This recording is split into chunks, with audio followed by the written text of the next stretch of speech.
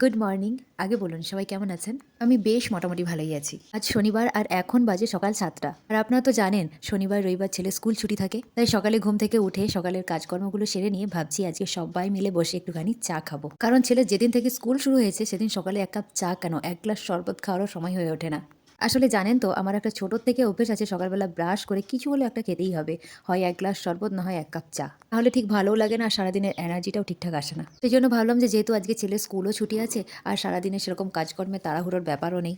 তাই একটু সকালে চা আর বিস্কিট নিয়ে সবাই মিলে বসে পড়লাম।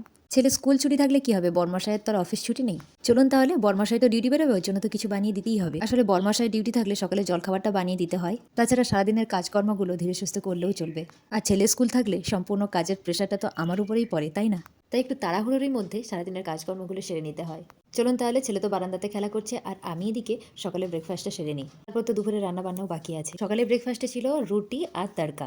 বর্মশাই ডিউটি বেরিয়ে গেছে আর আপনারা তো দেখলেনই ছেলে বারান্দাতে খেলা করছে। চলুন তাহলে এই ফাঁকে দুপুরে রান্নাবান্নাগুলো সেরে নিই। দুপুরে রান্নাবান্না করতে তো একটু টাইম লাগবেই। আর ছেলে ওদিকে একা খেলা করছে। একা খেলতে খেলতে যদি একবার বোরিং ফিল করে তখন হয়তো এসে বলবে, মা আমাকে কোলে নাও, কোলে নিয়ে রান্না করো। আসলে ছেলে আমার এখনো অতটাও বড় হয়ে যায়নি যে ও নিজের কাজ নিজে করে নিতে পারবে। ছেলেকে স্কুলে ভর্তি করে দিলেও ছেলের সমস্ত কাজটাই কিন্তু আমাকেই করতে হয়। ছেলেকে ঘুম থেকে ওঠানো, তারপর ওকে ব্রাশ করিয়ে খাওয়ানো, স্নান করানো, রেডি করে আবার স্কুলে নিয়ে যাওয়া, সমস্ত কাজটাই কিন্তু আমাকেই করতে হয়। আসলে একটা ছোট বাচ্চার সমস্ত কাজ তার মা করবে না তো আর কে করবে বলুন তো? আসলে এই সমস্ত কাজ করেই কিন্তু আমার সারাদিনটা ভালোই কেটে যায়। আমাকে সারাদিন এই সমস্ত কাজ করতে বেশ ভালোই লাগে।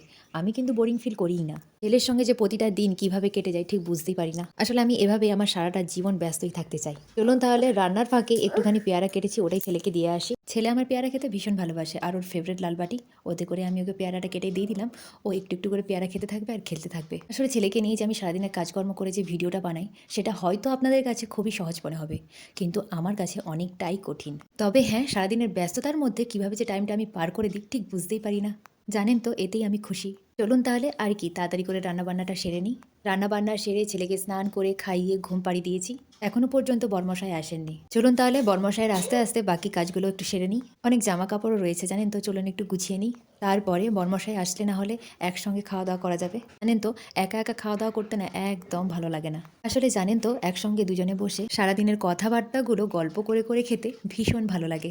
আসলে বরমশাইয়ের কাছে টাইম কতটুকু পাই গল্প করার মতন, ওই খাওয়ার সময়টুকু ছাড়া?